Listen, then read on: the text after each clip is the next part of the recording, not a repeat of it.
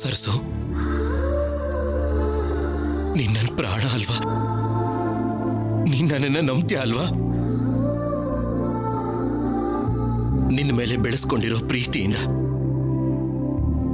ನನ್ನ ಮೇಲೆ ನನಗಿರೋ ನಂಬಿಕೆಯಿಂದ ಹೇಳ್ತಾ ಇದ್ದೀನಿ, ನಾನು ಪ್ರೀತಿ ವಿಷಯದಲ್ಲಿ ಯಾವ ತಪ್ಪನ್ನೂ ಮಾಡಿಲ್ಲ. ನನಗೆ ಚೆನ್ನಾಗಿ ಗೊತ್ತಿರೋ ಹಾಗೆ ನಾನು ಹಾಗೆ ಮಾಡೇ ಇಲ್ಲ ಸರ್ಸು. ಅದು ಪ್ರೀತಿ ವಿಷಯದಲ್ಲಿ ಅಷ್ಟೇ ಅಲ್ಲ, ಯಾವ ಹೆಣ್ಣಿನ ವಿಷಯದಲ್ಲೂ ಕೂಡ ನಾನು ಹಾಗೆ ಮಾಡೋವನಲ್ಲ, ಮಾಡೋದು ಇಲ್ಲ. ಯಾಕೆ ಅಂದ್ರೆ ನನ್ನ ಮನಸ್ಸು ಪೂರ್ತಿ ನೀನೇ ಇರಬೇಕಾದ್ರೆ ನಾನು ಬೇರೆಯವ್ರ ಜೊತೆ ಹೇಗೆ ಹೇಗೆ ನೋ ಸರ್ಸು.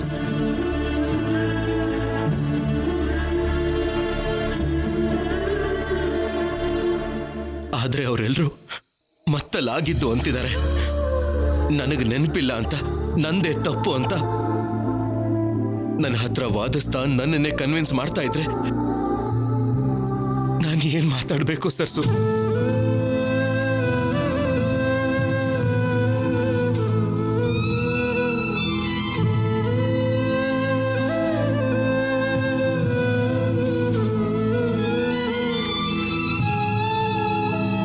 ಸರಿ, ಅವ್ರು ಹೇಳಿದ್ದೆ ನಿಜ ಅನ್ನೋ ಹಾಗಿದ್ರೆ ನನಗೇನ್ ಬೇಕಾದ್ರೂ ಶಿಕ್ಷೆ ಕೊಡ್ಲಿ. ನನ್ನ ಪ್ರಾಣ ತೆಗೆದ್ರು ನನಗೆ ಸಂತೋಷನೇ. ಆದ್ರೆ ನನಗೆ ಮದುವೆ ಮಾಡೋದು ಅಂದ್ರೆ ಏನ್ ಸರ್ಸು?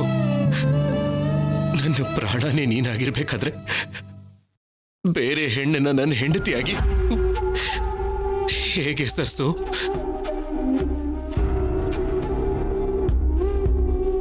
ನಿನ್ನ ಹಾಗಿದ್ದಾಳೆ ಅಂತ ನನಗೆ ಹೆಂಡತಿಯಾಗಿ ಕರ್ಕೊಂಡು ಬಂದಿರೋ ಭಾಷಣಿನೇ ಲೆಕ್ಕಕ್ಕಿಟ್ಕೊಳ್ಳಿಲ್ಲ. ಹೀಗಿರುವಾಗ ಪ್ರೀತಿ ಜೊತೆ ಮದುವೆ ಅಂದ್ರೆ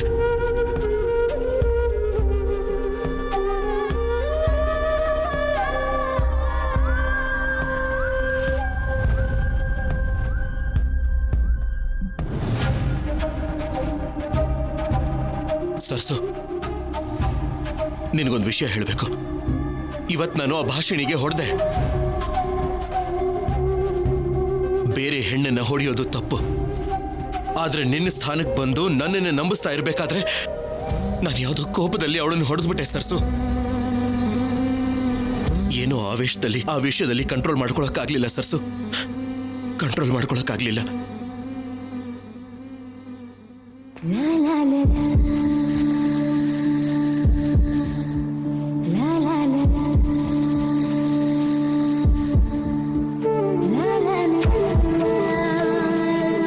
ಏನ್ ಸರ್ಸು ಹಾಗೆ ನೋಡ್ತಾ ಇದೀಯಾ?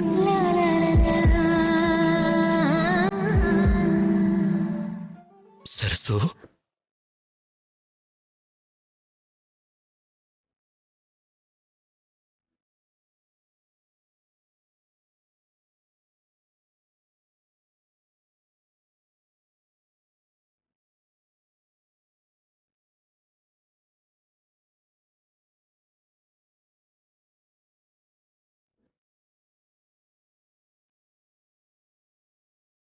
ಸಾರಿ ಭಾಷಣಿ, ನಾನು ನಿನ್ ಮೇಲೆ ಕೈ ಮಾಡ್ಬಿಟ್ಟೆ.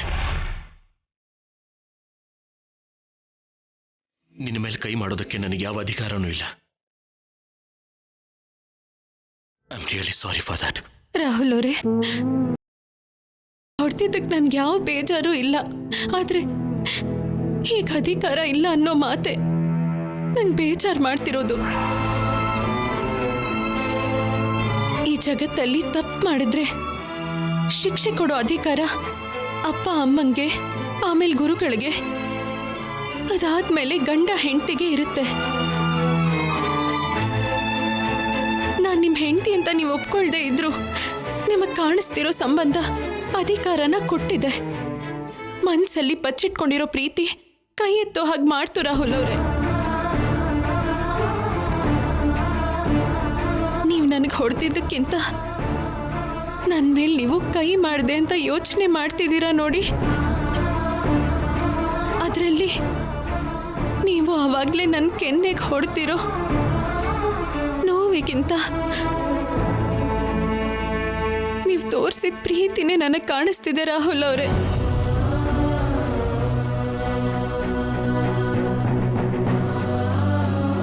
ನನ್ನ ಹತ್ರ ಒಪ್ಕೊಳ್ಳಿಲ್ಲ ಅಂದ್ರೂ ಪರವಾಗಿಲ್ಲ, ಆದ್ರೆ ನಿಮಗ್ ನೀವಾದ್ರೂ ಒಪ್ಕೊಳ್ಳಿ ರಾಹುಲ್ ಅವರೇ.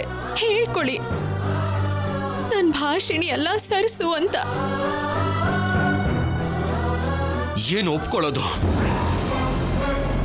ನಾನಾಡೋ ಪ್ರತಿ ಮಾತಿನ ಮೇಲೂ ನನಗೆ ಕಂಟ್ರೋಲ್ ಇದೆ. ನೀನು ನಮ್ಮ ಮೇಡಮ್ ಸೇರ್ಕೊಂಡು ನನ್ನ ಕಣ್ಣು ಮುಚ್ಚಿ ನಾಟಕ ಆಡಿದ್ರೆ ಹೊರತು ನನ್ನ ಮನಸ್ಸಿಗಂತೂ ನಾನು ಮೋಸ ಮಾಡ್ಕೊಂಡಿಲ್ಲ. ಏನೋ ಆವೇಶದಲ್ಲಿ ನಿನ್ ಮೇಲೆ ಕೈ ಮಾಡಿದೆ ಅಂತ ನಾನು ಸಾರಿ ಕೇಳಿದ್ರೆ ಅದನ್ನೇ ಅಡ್ವಾಂಟೇಜ್ ಆಗಿ ತಗೊಂಡು ನನಗೆ ಹತ್ರ ಆಗೋದಕ್ಕೆ ಟ್ರೈ ಮಾಡಬೇಡ. ನೀನು ನನ್ನ ಸರಸು ಅಲ್ಲ, ಆಗೋಕ್ ಸಾಧ್ಯನೂ ಇಲ್ಲ.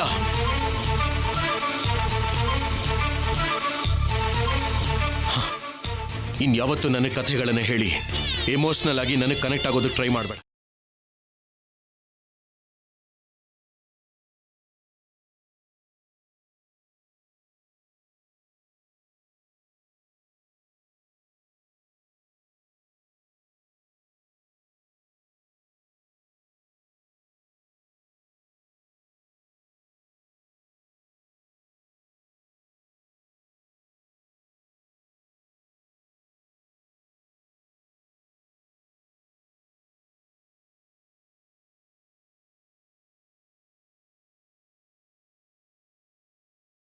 ವಾಗ್ದೇವಿ, ಸರ್ಸು ಇಲ್ಲ ಅಂದ್ರೂ ಅವಳೇ ಲೋಕ ಅಂತ ಬದುಕ್ತಿರೋ ರಾಹುಲ್ಗೆ ಪ್ರೀತಿ ಜೊತೆ ಮದುವೆ ಮಾಡಿಸೋದಂದ್ರೆ ಏನು? ನಾನು ಎಲ್ಲರ ಹಾಗೇನೆ ರಾಹುಲ್ ಮೇಲೆ ಆವೇಶ ಪಟ್ಟನೆ ಹೊರತು ನಿಜ ಯಾವುದು ಸುಳ್ಳು ಯಾವುದು ಅಂತ ತಿಳ್ಕೊಂಡು ನಿರ್ಧಾರ ತಗೊಳ್ಳೋದು ಒಳ್ಳೇದು. ಮಗನ ಮೇಲೆ ಪ್ರೀತಿ ನಂಬಿಕೆ ಇರಬೇಕು ರೀ. ಆದ್ರೆ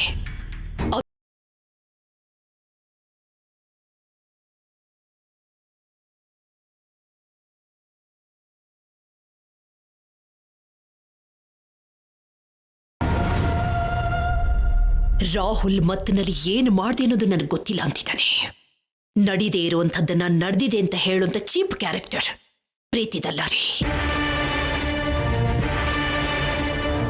ಮೀಡಿಯಾದಲ್ಲಿ ಫೋಟೋಸ್, 100 ಫೋನ್ ಕಾಲ್ಸ್, ಇನ್ನೇನು ಬೇಕು ಹೇಳಿ ನಾನ್ ನಂಬದೇ ಇರೋದಕ್ಕೆ? ಹಾ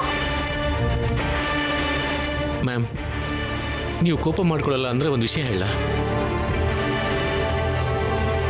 ರಾಹುಲ್ ಜೀವನದಲ್ಲಿ ಸರ್ಸುನ ಬಿಟ್ರೆ ಬೇರೆ ಯಾವ ಹೆಣ್ಣಿಗೂ ಸ್ಥಾನ ಇಲ್ಲ ಅಂತ ರಾಹುಲ್ ನಿಮ್ಮ ಮಾತನ್ನ ಬೇಡ ಅನ್ನೋಕ್ಕಾಗದೆ ಈ ಮದುವೆಗೆ ಒಪ್ಕೋತಾನೆ.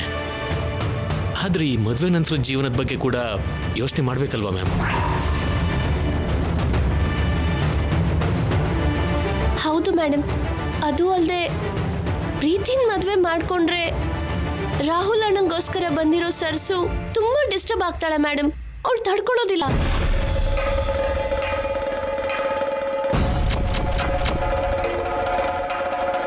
Navya, what are you talking? ರಾಹುಲ್ಗೋಸ್ಕರ ಬಂದಿರೋದು ಸರ್ಸು ಅಲ್ಲ ಗೊತ್ತಾ, ಭಾಷಿಣಿ.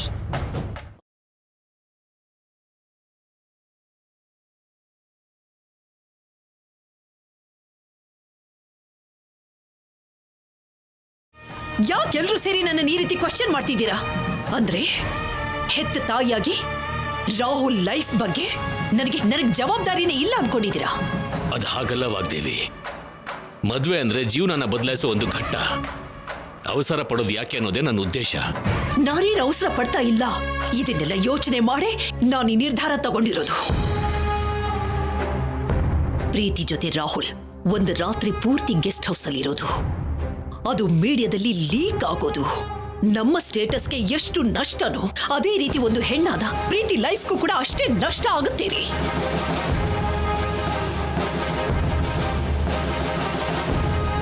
ಅದಕ್ಕೆ ಈ ಮದುವೆ ಒಂದು ಪರಿಹಾರ.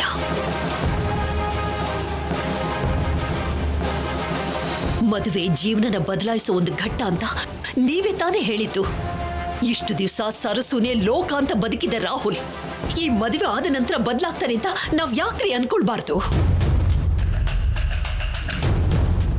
ಮದುವೆ ಆದ ನಂತರ ಮನುಷ್ಯರು ಮನಸ್ಸುಗಳು ಹೇಗೆ ಬದಲಾಗುತ್ತೆ ಅನ್ನೋದನ್ನ ನವ್ಯನ ಜೀವನನ ನೋಡಿದ ಮೇಲೂ ಕೂಡ ನಾವು ಅರ್ಥನೇ ಮಾಡ್ಕೊಳ್ಳಿಲ್ಲ ಅಂದ್ರೆ ಹೇಗೆ ಹೇಳಿ?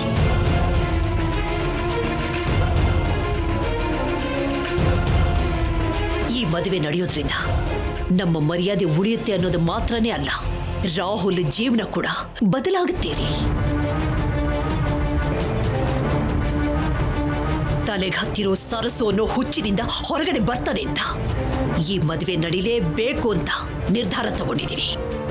ಇದು ಕೂಡ ರಾಹುಲ್ ಕ್ಷೇಮಕ್ಕೋಸ್ಕರನೇ. ಅವನನ್ನು ಈ ರೀತಿ ಹುಚ್ಚುಚಾಗಿ ನೋಡೋದು ನನ್ನ ಕೈಲಾಗ್ತಾ ಇಲ್ಲ ರೀ. ಈ ಮದುವೆ ಮಾಡೋದ್ರಿಂದ ರಾಹುಲ್ ಬದಲಾಗಬಹುದೇನೋ ಅನ್ನೋ ಒಂದು ಚಿಕ್ಕ ಆಸೆ.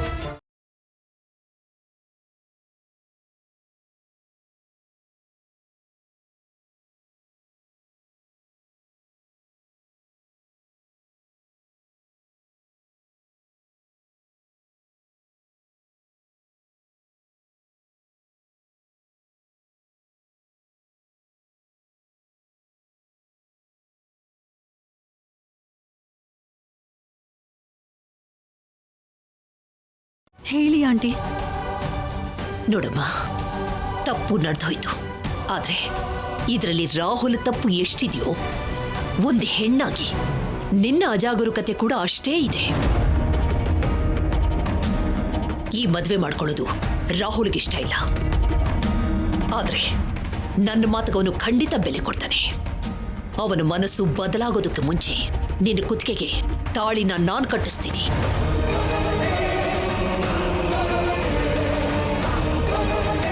ಆಂಟಿ, ನಿಜವಾಗ್ಲೂ ನೀವು ಮಾಡ್ತಿರೋ ಈ ಕೆಲಸಕ್ಕೆ ಎಷ್ಟೇ ಜನ್ಮ ಎತ್ತಿದ್ರು ನಿಮ್ಮ ಋಣನ ತೀರ್ಸೋಕ್ಕಾಗಲ್ಲ.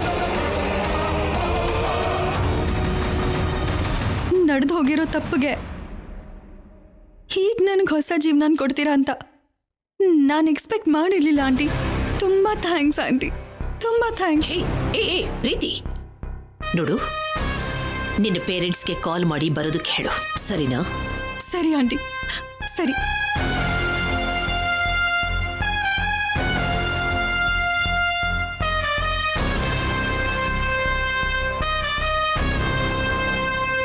ಪ್ರೀತಿ, ಕಡೆಗೂ ಅನ್ಕೊಂಡಿದ್ದನ್ನ ಸಾಧಿಸೇ ಬಿಟ್ಟೆ. ನಾನ್ ಸಾಧಿಸೋದು ಅಂದ್ರೆ ಏನ್ ವನಜಕ್ಕ? ಯಾರಾದ್ರೂ ಕೇಳ್ಕೊಂಡ್ರೆ ನಿಜ ಅನ್ಕೋತಾರೆ. ಏಯ್ ಕಳ್ಳಿ, ನನಗೆಲ್ಲ ಗೊತ್ತು ಬಿಡು. ಮಳ್ಳಿ ನೀನು.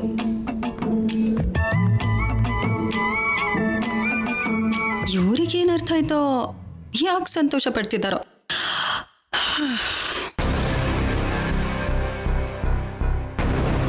ಹಲೋ ಮಮ್ಮಿ, ನೀವು ಆದಷ್ಟು ಬೇಗ ಇಲ್ಲಿಗೆ ಬಂದ್ಬಿಡಿ.